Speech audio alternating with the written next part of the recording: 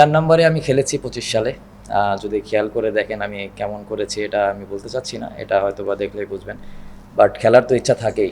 আসলে সবসময় ইচ্ছা তো পূরণ হয় না। কারণ টিমটা তো আমার নিজের না, টিম গেম। বাট অবশ্যই লাইক করি কারণ আমি 19 থেকে শুরু করে আমার ক্যারিয়ার যখন থেকে এজ লেভেল থেকে 16-18 থেকে যখনই খেলি তখন আমি এই পজিশনটাতেই খেলেছি। বাট এখন সামহাও আমি খেলতে পারছি না টিম কম্বিনেশনের কারণে। হয়তোবা তারা টিম অফিসিয়াল বা যারা ম্যানেজমেন্ট আছে তারা হয়তো বেটার অপশন মনে করেছে, আমি জানি না। বাট মানে অ্যাজ এ প্রফেশনাল প্লেয়ার হিসেবে আমাকে যদি বলে তুমি 7-এ 8-এ 9-এ ব্যাটিং করবো, কারণ আমার ন্যাশনাল টিমে 7 পর্যন্ত খেলার এক্সপিরিয়েন্স আছে শুধু ওপেন ছাড়া। তো আশা করি যে কোনো না কোনো একদিন ওপেনও ব্যাটিং করবো। দেখেন, আমি একটা জিনিস জাস্ট ক্লিয়ার করতে চাই যে নাম্বার 5 নাম্বার 6 এমন একটা পজিশন, এই পজিশনে আপনি 50 হঠাৎ একদিন 2 দিন হবে। যেদিন ওই পজিশন থেকে নাম্বার 6 থেকে কেউ 50 মারবে, তার মানে বুঝতে হবে আমাদের টিমটা অনেকটুকু ব্যাকফুটে, কারণ অলরেডি 3-4টা উইকেট আমাদের যাবে। তো ওই জায়গাটা ইম্প্যাক্টফুল ইনিংসটা যেমন শামীম আজকে যেটা করেছে, আমার কাছে মনে হয় যে ওই ইনিংসটা একটা 50 থেকে অনেক বড় ইনিংস শামীম এবং ইমন যেটা করেছে।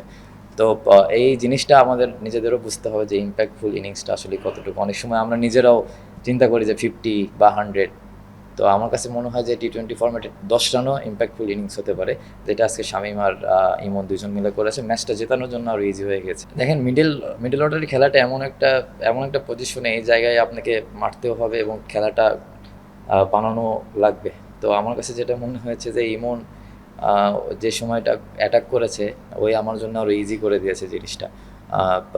আমার আমি জাস্ট আমার কাছে মনে হয়েছে যে খেলাটা অনেক হাতে এসেছে। তখন আমার কাছে মনে হয়েছে যে এখন এতটা রিস্ক না নিলেও হবে, যেহেতু খেলাটা আমাদের হাতে চলে এসেছে। তো অবশ্যই ইমন, পাটোয়ারি দুজনকে ক্রেডিট দিতে হয়, ওরা অনেক ভালো ফিনিশ করেছে। আমি তো অনেক এনজয় করি ওর ব্যাটিং, সত্য কথা বলতে। কারণ এমন এমন শটস ওই খেলে যেটা আমাদের কম ব্যাটসম্যানই আছে যে ওই রকম শটস খেলতে পারে। তো নাম্বার 6 এরকম পজিশনে এরকম প্লেয়ারই দরকার, যে আপনার সব দিকেই যে কোনো সময় মেরে দিতে পারবে। বলাররাও অনেক চাপে থাকে এরকম শটস খেলে, যেমন যে 6টায় মেরেছে আপনি যদি খেয়াল করে দেখেন, এরকম 6 আমরা খুব কমই মারতে পারি।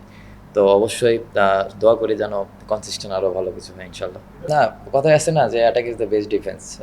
তো ইন্টারন্যাশনাল ক্রিকেটে আপনি যদি বেশি মানে বুক ডাউন থাকেন, আসলে হয় না। তো ইমন যেটা করেছে, ওই খুব রাইট চুজটা করেছে এবং খুব ক্লিয়ার মাইন্ড ছিল, এবং আমিও দু একটা ইনফরমেশন ওকে দিয়েছি যে এদিক দিয়ে ট্রাই করলে ভালো হয়। তো সব কিছু শেষে ওর এক্সিকিউশনটা অনেক ভালো ছিল। দেখেন, এটা তো আমি যদি এই চিন্তা করি তাহলে ওভারকাম নিয়ে বেশি চিন্তা করা হয়ে যায়। যে জিনিসটা আমার হাতে নেই, সেই জিনিসটা তো আমি পাবো না কখনোই। আমি আমার হাতে যেটা আছে, প্রসেসে যেটা আছে, আমি ট্রাই করছি ওই জিনিসটাই করার জন্য। সবশেষে আমার কাছে যেটা মনে হয়, সব কিছু রিজেকের ওপরে। আমার হাতে যেটা আছে প্র্যাকটিস, কষ্ট করতে পারবো, এইটুকুই আমি করার চেষ্টা করি। বাট হয়নি, ইনশাল্লাহ ভালো করলে হবে। টিম যখন রেজাল্ট করবে, দেখা যাবে যখন আমরা এশিয়া কাপ বা ওয়ার্ল্ড কাপে ভালো আইসিসির ইভেন্টে যখন ভালো করবো, তখন দেখবেন এখন 5টা খেলে ইনশাল্লাহ সামনে আরও 7টা 8টা 9টা প্লেয়ার খেলবে ইনশাল্লাহ।